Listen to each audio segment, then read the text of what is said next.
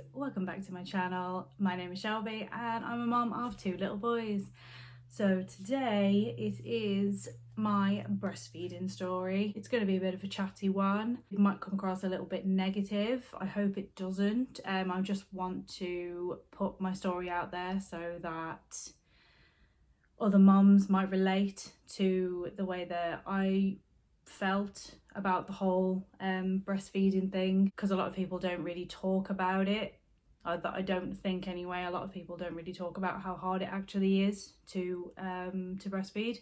So it's going to be could potentially be quite a long video, so buckle in. I've got a cup of tea ready, so yeah, let's get into it and let's chat. Also, a little disclaimer before I jump into this: I am by no means disregarding any of the NHS workers in the labour ward, midwives, everyone. As you can tell from my birthing stories, I haven't got a problem with any of the midwives that helped me through the birth. This was just my experience after our first son was born, so this is just my experience. I'm not disregarding anyone that works in that field, that works in the medical field. You're doing an amazing job, especially in times like these, and you are appreciated. So I hope this doesn't come across as I'm bashing them, because I'm really not. So I'm starting where I left off with my last birth story, which was my first son's birth story. Everything was going fine after he was born. Obviously he was born at 17:38, so quite late in the evening, and we'd cleaned up and everything. Obviously I had the epidural as well, so I couldn't really feel anything from my lower half, so I had to have help to be showered and all of that stuff, and I had to be wheeled down into the postnatal ward. So I'd gone downstairs, and to be fair, those hours were a bit of a blur, not gonna lie. They were quite hazy now because I was just so tired after the whole ordeal. Obviously I was so happy that he was here and everything was fine. He was happy, he was healthy, and I did try and put him on the boob straight away. Obviously I didn't really know what I was supposed to be doing. I wasn't like fully versed, because our plan before we had him was I wanted to breastfeed as long as I could with Logan, or at least for him to get the colostrum, and then I would potentially go on to bottle. But we weren't, because I've never breastfed before, obviously with it being my first child. I thought it was supposed to be like an easy process. I thought every woman should be able to do it, but it did get quite difficult. But I thought, at the time, I thought it was working. I thought that he was just latching on and it was fine, and because he seemed to sit there for a little bit, but I didn't know how it was supposed to feel or how it was supposed to work, because obviously you don't know how much they're drinking. So I tried to put him on immediately, and I thought I'd done a good job. The midwives around me told me that I was doing a good job, so I didn't think anything different. So anyway, I'd gone down to the postnatal ward, and once I was settled, and because it was getting quite late, so obviously visitors aren't allowed, like partners and stuff have to go home after a certain amount of time. So I think it got to about 8 o'clock, and Sean had to leave because I was in a public one as well, so it was literally just curtains between me and a couple of other women. I think it was only one other woman maybe in the shared one at the time, and she'd had a C-section, so she'd been in for a few days already, and the day after it was her time to leave. So everything seemed fine, and then overnight, obviously I tried to feed him when he was getting a bit, when he was crying and stuff. I just put him straight on the boob just to see if he would feed a bit more, because obviously first time moms, you don't know what the hell you're supposed to be doing. Well, I didn't anyway. I'd read all the books and everything, and I just thought, like, this is how it's supposed to go, and I tried it. So I put him on, and it seemed like he was settled, but I was more of like a dummy more than anything, it seemed like. Well, now that's the impression I've got. Sean had left. This was after 8 o'clock. I was so tired, I just wanted to go to sleep. So once Logan was settled and it was all good, but they do every 2 hours, or I think every couple of hours, they come in and check your baby to make sure that his observations were okay, so checking his breathing and all of that stuff. So they'd come, I think it must have been about midnight, because they woke me up. But they woke you up every time to say, I'm going to go and we're checking your baby now. So I was kind of like in and out of consciousness because I was being woken up. So it must have been about midnight. They'd woke me up and said, he's having his observations now. I was like, okay, that's fine. So I was like half in, half out. And the midwife that was doing it said, I think there's something wrong. His breathing isn't normal. I'm going to call one of the doctors from the neonatal, and she's going to sort him out, or she's going to come and see him, and we'll see what happens from there. So obviously by that point I was panicking, because I was like, oh god, something wrong with him. But she said normally they do pick up bugs in the hospital, and it does happen, so it's not anything usually too serious. But first time parent, and I'm a panicky person anyway, I worry about absolutely everything. I was already kind of on high alert anyway. So a little bit of time passes and the doctor comes and they take him away pretty much from me. From what I remember anyway, they just wheeled him away, and he picked up, it turns out he did pick up some kind of bug. The midwife had picked up that his breathing was odd. I can't remember exactly what it was now, what she actually said was wrong with his breathing. I think it just, he was breathing in wrong, because they say that obviously they shouldn't breathe in into their ribs and things like that, or anything. She said he just sounded a bit rattly on the chest. So the doctor come and took him away, and they had him tested, and it turns out he did have a bug. He had picked up some kind of bug in the hospital. Side note, when I was having my second baby, I checked my old notes for Logan, and it turns out they said that he had septicemia, which no one ever mentioned to me, by the way. No one mentioned anything about septicemia, because I would have absolutely Googled the shit out of that. I would have checked it to see what it was. If they'd have told me exactly what it was, they didn't tell me what bug it was. They just said he caught a bug. That was it. But turns out in his hospital notes, it was septicemia. So that's just another little side note. So going back to the story. So the doctors had taken Logan away and said that he'd caught an infection, but we were very lucky that he caught it early, that the midwife caught it early, and he could get medicine for it. So they put a little cannula in his tiny little hand. So yeah, I'll put a little picture in of, if I can find a picture of him with his little cannula in, because we had to put a sock over it so it wouldn't so he wouldn't like pull it and bang it and things like that, because it would get really sore. So he had a cannula put in so that he could take them, so the medicine could go straight into his bloodstream. And I messaged Sean straight away, so it was like stupid o'clock at night. I'd messaged him and said he's been taken away because he's got some kind of bug, and if anything happens I'll let you know. So he was panicked then, because obviously he'd been sent home thinking everything was fine, and then all of a sudden I'm messaging or ringing him to say at like midnight that everything's not okay. He has got some kind of bug and now he's been taken away from us. He did come back, and the doctor did come and talk to me after he'd come back down with his little cannula in, and she'd explained that it was an infection.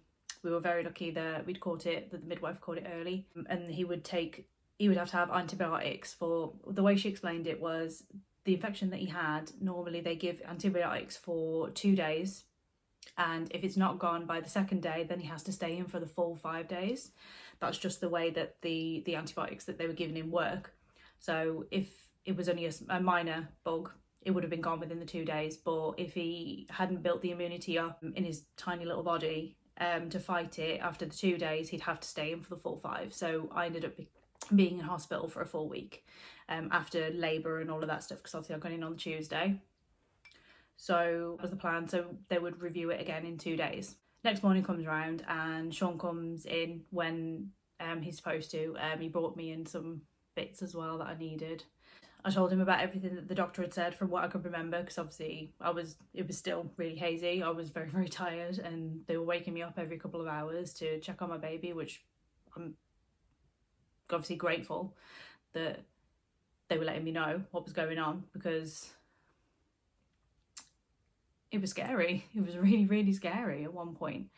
So especially when I'm kind of half asleep, half awake, and the next thing my baby's gone, it's freaked you out a little bit. So I am very grateful that, especially to that midwife, for catching it early and for letting us know that there was something not right. So now we're getting on to me actually fully starting to breastfeed. I just kept trying to put him on my boob to get him to, and I would call the midwives every time, because I was like, I don't know if he's feeding or not, because he was so sleepy from the medication that I didn't know whether he was just milk drunk, whether he'd had enough milk, or whether it was the medicine that was keeping him kind of sedated and keeping him sleepy. So we didn't know what it was. And I kept getting him to come and show me how it should be done and whether he was latched on and all of that stuff. And all of them that came in, because these were the aftercare, like the maternity people that are after. So they're not, I don't think they're like midwives. I think they're maternity care assistants, I think, because they're in a different uniform as well to midwives. So I would call them to come in and help, and every time they were like, yeah, you're doing a great job, he's fine, he's latching on, you're doing amazing, just keep going. All the while I'm worrying that he's got this infection, he needs enough strength to fight this infection, and if he hasn't got anything in his body, if he hasn't got any food in there, he's not going to have the immunity to fight it off. He's literally a couple of hours old. And we had visitors and everything come in like pretty much every day for the full week that we were there. He was just really, really sleepy and really, really tired.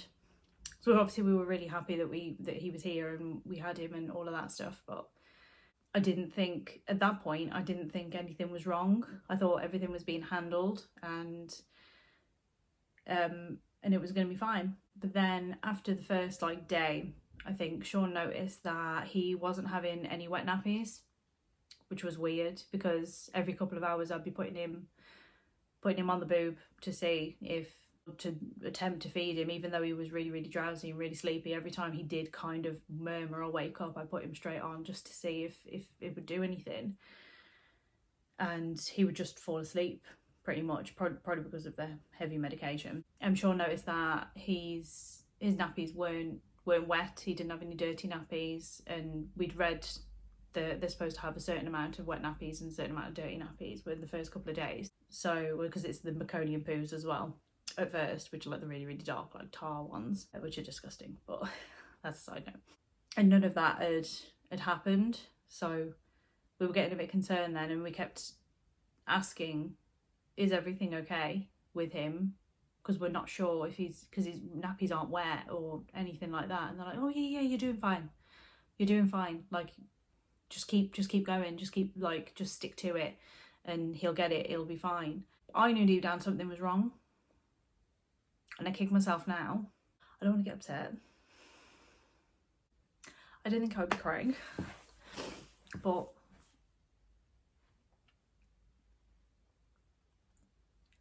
I look back at it now and I think I knew something was wrong and I didn't do anything about it. I feel horrible now. Obviously he's fine now, and he's like, you've seen him on camera, he's a healthy, happy boy. But at the time, even now, I still kick myself thinking I should have just done something about it. We knew something was off, we knew something was wrong, and we were being told by professionals that it was fine, that everything was fine. I really didn't think I'd be crying over breastfeeding. So the first day or two was hard, because especially at night, he would cry constantly at night, and I think the first or second night I broke down in tears because I just didn't know what to do. So I went and got the midwives and I was like, can you just give him a bottle, please? Because I can't get him to latch on. I can't get it to work. So can you please just give him a bottle so he's got something in his tummy? And they said, yeah, that's fine. They said it was okay to do both at the same time. So I was in bits. And I messaged Sean and I said, I just feel like such a failure as a mom. Because you think that that's the basic thing to be able to feed your child. and it's one of the hardest things to do, to get it right. Some babies just don't take to it. Some mums can't do it for medical reasons and things like that. So sorry, I'm getting so upset over something so bloody silly. So yeah, the nights were really hard. They ended up I mean, the midwives at night were brilliant because they would just take him away from him, but then I instantly regretted it because I'm his mom. I should be able to cope and look after my own baby. So they said, "Oh, just go back to sleep. Try and get some rest, and we'll feed him and sort him out, and we'll bring him back once he's settled and he's asleep." But I ended up not going back to sleep. I just sat up because I instantly regretted passing over my baby. Which sounds silly because you should be able to ask for help, especially from professionals and stuff, but I felt like such a failure that I couldn't even cope for the first couple of nights. Obviously being really, really tired and not knowing what was wrong with him being ill as well, not knowing exactly what was wrong. So this got emotional really quick.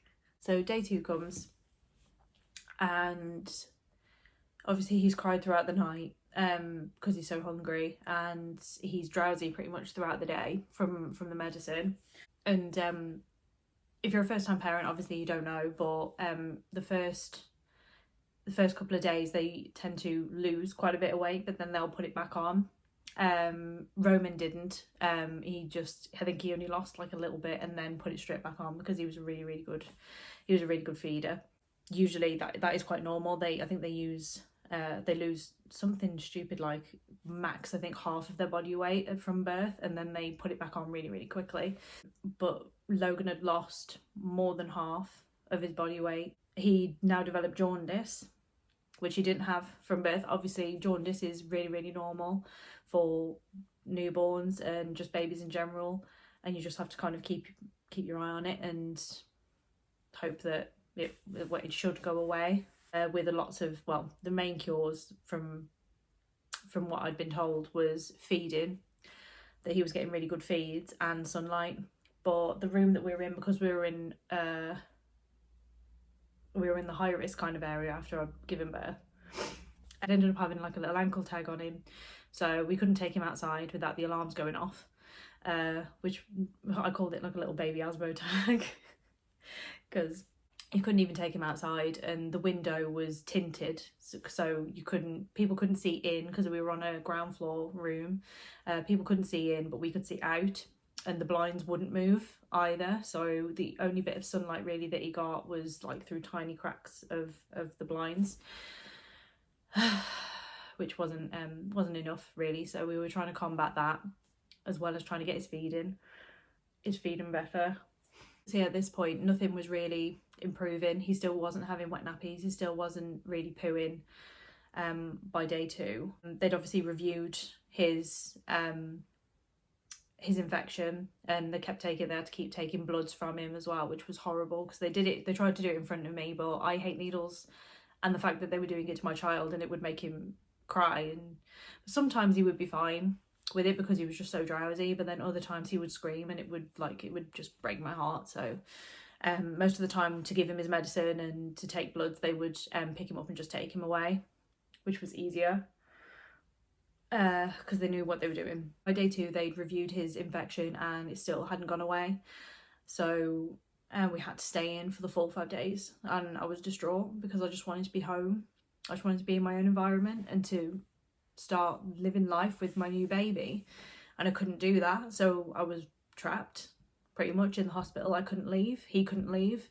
It was horrible for Sean as well because he'd taken 2 weeks off work, and the first week we'd spent in hospital, so he was travelling. Obviously he doesn't mind because that's like, it's his dad and it's us, but I felt horrible that he was having to come back and forth from the hospital every day, and he would only get from 9 in the morning till 8 at night with him, which as a first time parent, it's not enough. You should be with your child 24/7, like for the first couple of weeks, and that's all you want to do is just spend time with them.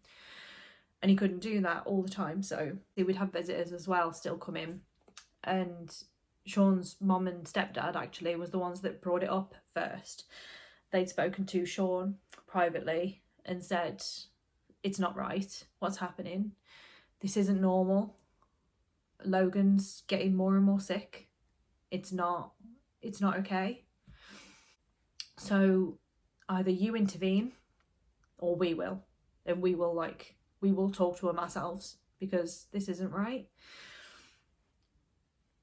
So then me and Sean had a conversation after all of our visitors are gone, and he said we can't do this anymore.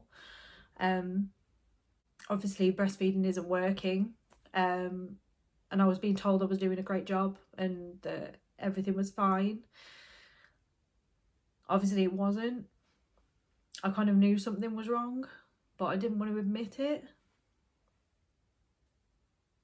So I got upset because I was obviously really vulnerable at that time, like first time parent. I'm in the hospital like at night by myself. I'm being told that I'm doing a great job and it's all fine, and it's not, because my baby's getting more and more sick. So then we both kind of talked about it back and forth, and we ended up coming to the decision that we were just going to stop breastfeeding because it wasn't working. I couldn't do it, he couldn't do it. Just couldn't do it anymore. It wasn't fair, and it wasn't worth making him more and more ill to try and push it to make it work. He just needed food. He needed to. So we decided, okay, then we're putting our foot down now. And we said to the midwives, they said, are you going to try and breastfeed again? And we're like, no. Can we have bottles, please? And they brought in bottles. And they said, you sure you still don't want to try and get him to latch on? Because kind of once you start putting him on more bottles, it makes it harder then to go back to breast. We just said no. I'm not risking my baby's health anymore. So it's like, it was too much already. Because it felt like, even though I look back at it and I think the timeline of it was like, it was those 2 days, but those first 2 days were so intense with him not being well and the whole not feeding and everything seemed like those 2 days felt like weeks, because it was just horrible. Like, I can't even explain it. I can't even explain the worry. And then to be told by professionals all the time that you're doing fine, he's doing great, until afterwards we said, when we decided to go on to bottles and things, turns out the same midwife that had caught the breathing on the first night after he was born, the same midwife came to me as we were like doing the switch to bottles, and we were just going to put him on bottles. And she saw me try and put him on, and she looked at him and looked at my breast and everything and said, he can't latch on. And I was like, what do you mean he can't latch on? She said, he can't. His mouth is too small for your breast. And she was quite an old school. She was a bit of an older lady, but obviously she'd caught like the fact that his breathing wasn't right, so I trusted her. And for her to come out with that, I was like, it makes so much sense as to why it wasn't working. She said he can't latch on. Like, the way that his mouth is around your nipple, around your breast, isn't right. And if that's the way that you've been doing it for the last 2 days, he hasn't got anything in his system.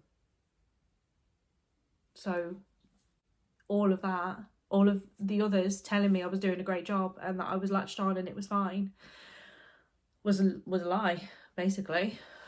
We didn't listen to him anymore after that. We just, like, unless it was his medication that was being done, we didn't listen. We put him on the bottle straight away, and it was like he was a new child. He was completely different. He was weeing, he was pooing when he was supposed to. We were keeping track of how much milk he was having, and then when he would have a wee and a poo and all of that stuff, we were keeping track of it, and it was just improving day by day, and you could tell he was getting stronger. He was moving around now, he wasn't as drowsy because he had more energy in his little body, and he was putting on weight, and it was working. Like, finally it was working. It come to day 5 and his infection was gone, and his jaundice all of a sudden like started to clear up. If I can find the picture, I'll put it in here of how yellow he looked in the hospital. But I'll pop it in here if I can. How, because he looked like a Simpsons character at one point. I looked at him and I just thought, like, this isn't right. He was bright yellow. He'd gone from being like perfect pink, everything little baby, to bright yellow. And I know it's normal because Roman had jaundice when he was born, and he had a completely different start in life to Logan did. So I know all babies get it, but I just think if we hadn't have dawdled about it, if we'd have just if we'd have known immediately something was wrong and we'd have changed it, then it could have been different, or maybe he still would have got jaundice, but it wouldn't have been as severe as it was. Like, he didn't have to go under the lamp or anything, because it was always, whenever they test him, it was always just below that. So it was always just below treatment, but still too high for like a mild form of jaundice. But all of a sudden, putting him on bottles, it cleared it up and he improved. So it couldn't have been a coincidence that it was working. He was finally like a little baby. He was doing everything he was supposed to be doing at that age. Then yeah, after the 5 days, his infection had gone and his jaundice was below levels. It was improving, it was fine. So we were allowed to go home on that Tuesday. So I'd gone in to have him for my induction on the Tuesday, and we finally got to go home on that Tuesday, which was amazing. And on that final day, a breastfeeding charity woman came in just a bit, like literally half an hour before we were about to leave. We were waiting for like paperwork or something to come back, and she decided to come in and talk to me about breastfeeding. And I don't know why I was in such a nice mood. I should have just told her to pack her shit and piss off, basically, but I didn't. I should have. My husband actually left the room as soon as she came in and she said who she was. He said, I'm going to go and put the stuff in the car, because he would have gone off if he'd have stayed in the room and she'd have carried on like talking. She gave me all a bunch of like paperwork for breastfeeding groups and stuff, and we'd already had a bad taste in our mouth from that, so I threw it in the bin. Hi guys, I'm just popping in here. Sorry I look like an absolute mess, but I just wanted to pop in here while I was editing the video, because I realised how harsh I was coming across about the breastfeeding charity lady.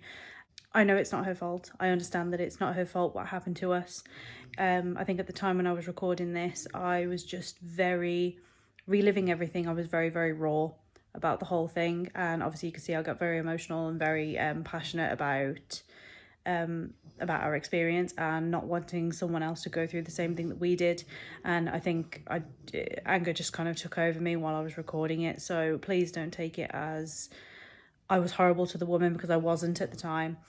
And I think even like in that moment, I wouldn't have told her to piss off anyway, but that's just how I felt at the time of recording this. So yeah, I just don't want you to think that I'm being harsh about, or that I think that breastfeeding is bad, because it's not. And I know a lot of moms that can do it and do it great and all of that stuff. It just didn't work out for us. So that's all I needed to say. So it wasn't benefiting me, it wasn't benefiting my child, so I didn't bother. Never bothered again. I did pump a little bit I forgot to mention that, while I was in the hospital. After we'd gone on to bottles, I did pump a little bit, because obviously my breast was so engorged, I needed to. So I got all of the colostrum out that I could, and we just fed him that in like a little bottle. But at least I could see exactly how much he was drinking, and at least he got some of that goodness in him from breast milk, because he needed all the vitamins and everything that he could have possibly needed. at that point. So that is my breastfeeding story. I'm sorry I got so emotional through that, and I'm sorry about using some swear words as well through this. Unfortunately, like, I do swear. I'm sorry, I do. I know a lot of my other videos I haven't, because usually I edit it out, but I do swear a lot, and I swear more when I am passionate about something. I'm extremely passionate about new moms feeling pressured into a certain way that you need to do things as a mom when it comes to breastfeeding. I know women that have breastfed for months, even years, their kids, and good on them. That's great. It just did not work for me. And I think more women need to own that it doesn't work for everyone, and you shouldn't feel bad for putting your babies on bottles, because, like I said before, some women, for medical reasons, can't breastfeed their baby, and it's just not for everybody, and we shouldn't make people feel bad for their choices to choose to put their baby on a bottle. With our second child, Roman, we put him straight on the bottles because of the experience we had the first time round with Logan, and I was not going through that again. So the whole point of me making this video was to make people aware that it needs to be spoken about, that you need to stand up for things. If you think something's wrong, if you think something's wrong, you need to voice it, because you know your baby better than anybody, whether you're a first time parent, second time, third time, whatever. You know that baby better than anybody else. If you have an inkling that something is wrong, 9 times out of 10 it is.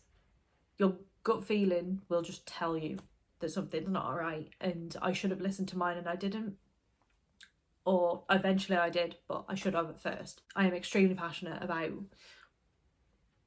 making mums feel more at home with their idea of motherhood and the way that they want to do things, and they shouldn't feel bad for the choices that they make. Whether that be you want to feed your kid chicken nuggets because that's all they'll eat, or whether they'll sit and eat vegetables and they won't eat meat. It doesn't matter. We're all different. All mums are different. And you shouldn't make people feel inadequate. Can't make parents feel inadequate for the way that they raise their own child. Everyone's different, and we all just need to be a bit kinder to mums, to parents in general, about choices that we make for our children. We know our children better than anybody else, so I might get hate for this video. I might get nasty comments on this video. I don't care, unfortunately. I couldn't care less, because I know what's right for my child. I know what's right for both of my children, and bottle was better for us. That's it. So that's all I want to leave this video on. I want to leave it on a positive. And the amazing midwives that helped through both of my births were amazing. Absolutely love them. All of you midwives are amazing, and you do a fantastic job, especially in times like these. Like, times like this it's crazy. I don't even understand. I don't even know how most of you cope through stuff like this. And for all my first time parents and just other moms out there, if you're feeling the way that I felt about choices that you're making for your children, whether that be you want to breastfeed them, you want to exclusively breastfeed, and you want to feed them till they're 4, you want to breastfeed them till they're 4, that's up to you.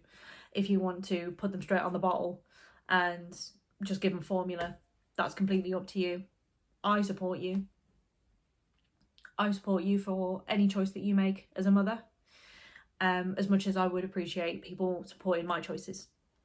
So that is pretty much the basis of this video. I just want people to know my story. I hope that it will help someone else, and that's pretty much why I'm making this. Sorry I got so emotional through this, but when I get passionate about something, I get emotional, especially if it's something to do with one of my kids, or any of them getting hurt or being affected. So sorry that this video probably turned out a little bit negative. I don't want it to come across as negative. I'm not bashing anyone by any means, but this is just the way that things went down for us. This is just the experience that me and Sean had, and I hope that it will educate someone else, that they can take something away from this, whether that be just to stand up for yourself and the way that you want to do things.